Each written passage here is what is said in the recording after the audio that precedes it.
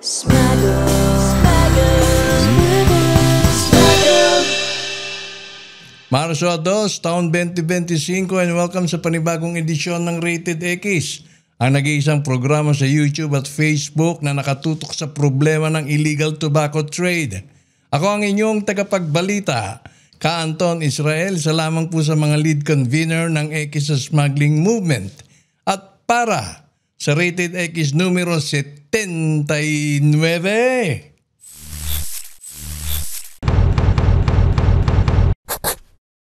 Narito ang ating mga headlines. Transparency sa pagwasak ng mga kumpiskadong yosi. Pinapairal ni Commissioner Lumagi.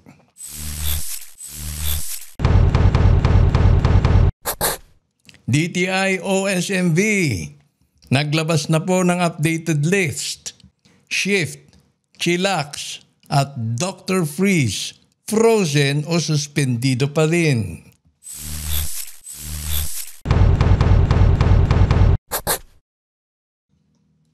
Sa ating infographic of the week na inyo naman pong masusubaybayan sa facebook.com/xsasmuggling, facebook.com/xsasmuggling, Narito ang mga utak ng ating laban.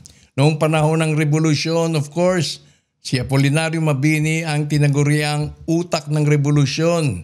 Ngayon, meron din po tayong revolusyon na kinakaharap kontra cigarette smuggling, vape smuggling. At sino ang mga utak? Siyempre, nandyan ang ating Pangulo. Nandyan si Commissioner Lumagi.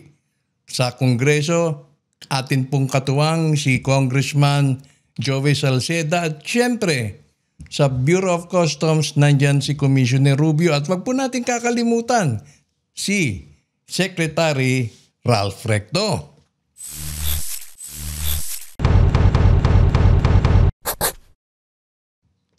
Noong Pebrero 21 sa General Santos City, dahil po sa isang intel report, sinalakay po ng Police Station No. 7 ang kinaroroonan ng dalawang lalaki na tunugan. Na-engage ang dalawang ito sa pagbebenta ng mga smuggled cigarettes.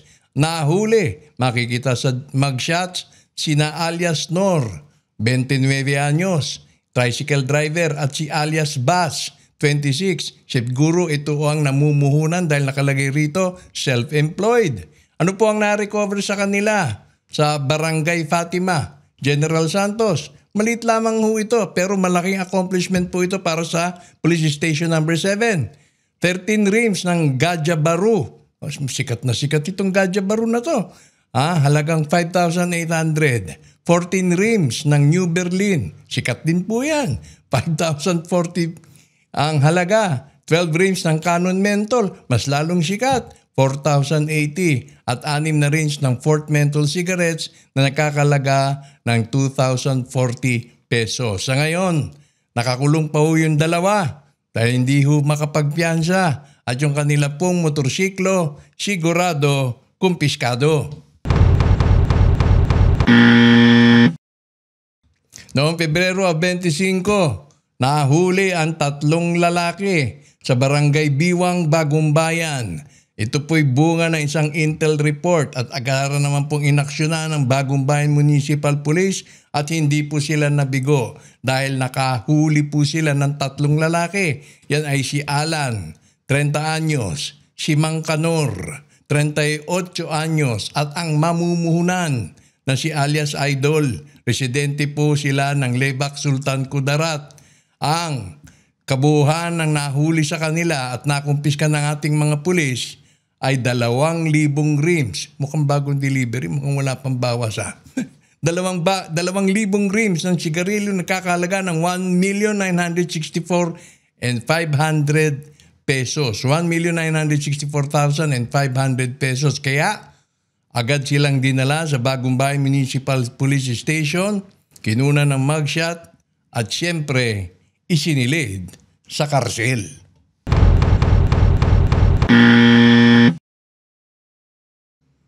Hindi pinalagpas ng CIDG ang paghuli sa isang alias Joey. Makikita, may mugshot na. Dahil ito'y nagdi-deliver ng smuggled cigarettes sa Rojas, Palawan. si Joey ay residente ng Puerto Princesa City at bumabagtas pa. Pumunta ng barangay Tinitian, Rojas, Palawan, natutunugan na ho ang pangalan ni Joey. Natutunugan na ang modus ni Joey. Kaya noong Miyerkules, noong Pebrero 26, hindi na po nagsayang ng panahon ang CIDG at agara na pong hinuli itong si Joey. Sa kanyang Isuzu panel truck na walang plaka, lakas na loob meron pong 100 master cases ng fourth menthol cigarettes. Kaya ayun, mugshot ang inabot ni Joey Dancel. At siya ngayon, siyempre, ay nasa karsel. Noong February 28, bago lamang ho ito, sa Indanan, Sulu, nagsagawa po ng isang operation, Oplan Mega Shopper, ang ating Indanan Municipal Police Station at ang Provincial Police Office ng Sulu. Ikinasa po dahil natukoy ho nila kung sino ho yung may-ari. Pero ang problema, nabotsa ang operations dahil pagdating ho ng pulis, nakatakas ho yung may-ari. Wala.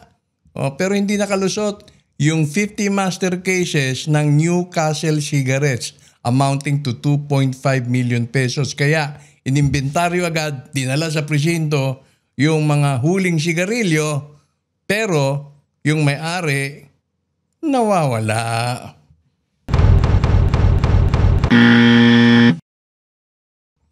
Umabot na po tayo sa issue number 79 ng Rated X, and by this time, ako'y nananalig na hindi na po kayo maninibago kung bakit marami sa mga nahuhuli ay dyan sa Mindanao, particular sa lugar ng Sulu, Zamboanga Sibugay, Zamboanga City, Cotabato at sa iba pang mga mainland areas ng Mindanao.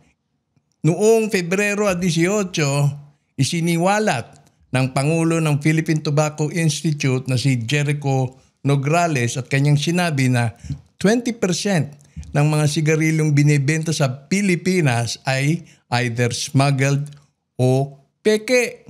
And 51% ng mga sigarilyong smuggled dyan sa Mindanao matatagpuan. Murang-mura ho kasi. At pinagbibintangan naman, ini-exploit naman yung sitwasyon ng mga anti-tobacco group. Sinasabi dahil daw sa vaping, dumadami daw ang mga naninigarilyo. Mali ho kayo. Dahil ho sa smuggling. Dumadami ang mga naninigarilyo dahil mura. At hindi naman ninyo sinasabi dun sa datos ninyo kung saan ang prevalent yung smoking. Hindi ninyo sinasabi. Yan ba sa Metro Manila, sa mga urban areas? Baka sa rural areas, nagtaasan ho ang rate ng smoking dahil kadalasan smuggled. Huwag niyo po kaming lituhin.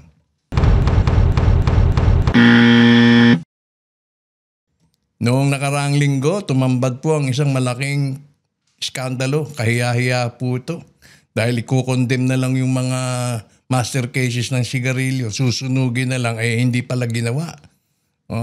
Nakatambay ho doon ng 2 taon dahil unti-unti po pala nilang binebenta. Bilang tugon, kailangan transparent. Kailangan nakikita ng publiko na sinusunog at sinisira ang mga nakumpiskang sigarilyo at hindi nire-recycle. Narito ang PTV4 para sa mga karagdagang ulat. Mga peking sigarilyo at makina na ginagamit sa paggawa nito na nagkakahalaga ng mahigit 2 bilyong piso ang sinira ng Bureau of Internal Revenue at isinapubliko. Ayon kay BIR Commissioner Attorney Romeo Lumagi Jr., aabot sa mahigit 14 na milyong pakete ng sigarilyo kasama ang mga makinarya at kagamitan na nagkakahalaga ng 2.1 billion pesos ang kanilang sinira for transparency sa proseso. Paliwanag pa ni Lumagi, kaya nila isinapubliko ang pagsira sa mga ito para maalis ang agam-agam ng publiko kung saan ba napupunta ang mga kontrabando at kagamitan matapos ang mga isinasagawa nilang raid. Ito aniya ang huling hakbang sa kanilang proseso matapos sampahan ng kasong kriminal ang mga nahulihan nito. Dagdag pa ng BIR, sa sa 2.1 billion pesos na kanilang nasabat at sinira na peking sigarilyo at makinarya, katumbas ito ng 6.4 billion pesos na buwis, kasama na ang kaakibat na multa ang nawala na sanay kikitain ng bansa. Nanawagan rin ang ahensya sa publiko hinggil sa tamang pagbabayad ng buwis para maabot ang kanilang collection target na mahigit 3 trilyong piso na inaasahang pakikinabangan ng bawat mamamayan. Lahat po ito ay tayo po ang makikinabang at ang pondo po na ito ay ginagamit po para sa mga serbisyong ibinibigay ng ating pamahalaan. Sa parte ng BIR ay makakaasa kayo na pagbubutihin pa namin ang aming mga serbisyo at ang aming mga online services para makatulong po sa inyo na mag-comply.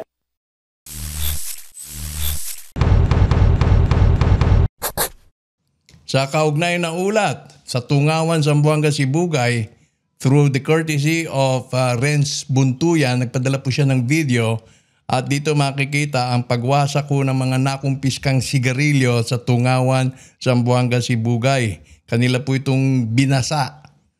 Binasa, yan po ang sistema para masira ang mga nakumpiskang sigarilyo at hindi na po sabihin nire-recycle nila. Kaya ginagawa po nila transparency.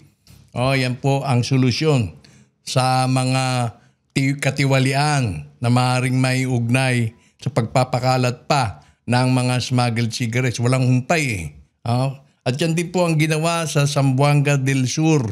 Sinira rin po ng BIR ang mga kumpiskadong yosi gamit ang bumbero. Nandyan po ang ating taga-BFP, Bureau of Fire Protection, para pangasiwaan ang pagwasak ng mga sigarilyong nakumpiska sa iba't ibang lugar. Maraming salamat po sa inyo.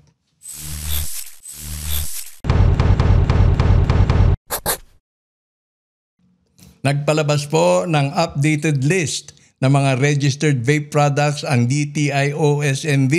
Yan po ay as of February 24, 2025. Makikita po sa ating screen. Nandyan ang ONE, 1 bar. Nandyan din ang Funky Monkey. Ito bago to. Pero of course, familiar na ako sa Funky Monkey pero bago po ang approval nito. Ang Relix, syempre nandyan ang AMZ Vape. Bago rin ho ito sa aking pandinig. May mga bagong brand, Fresh Forest, Lush Ice, etc. AMZ Vape. And syempre ang X-Vape.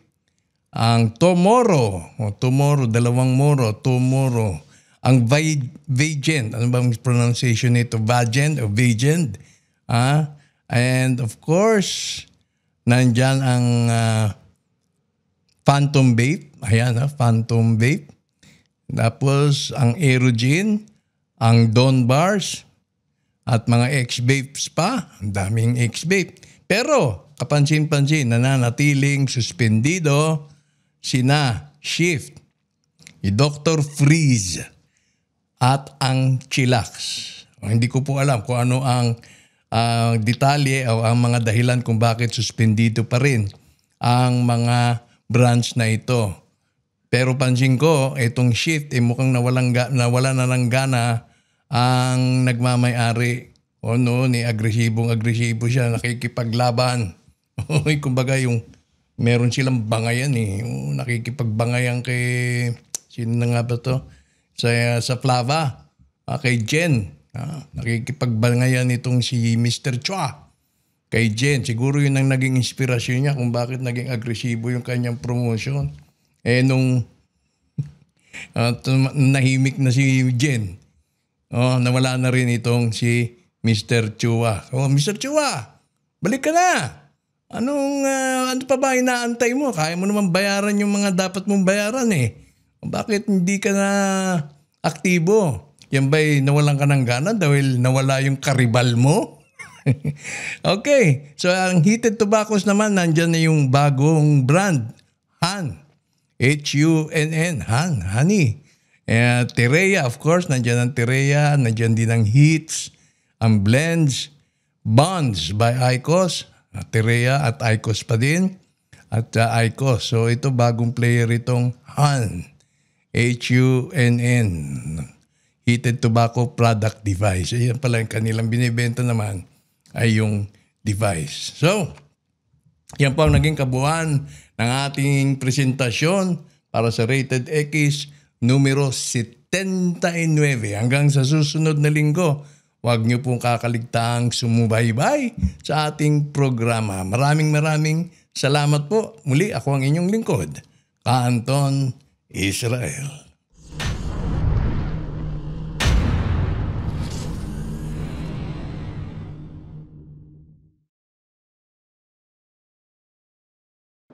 Smuggle.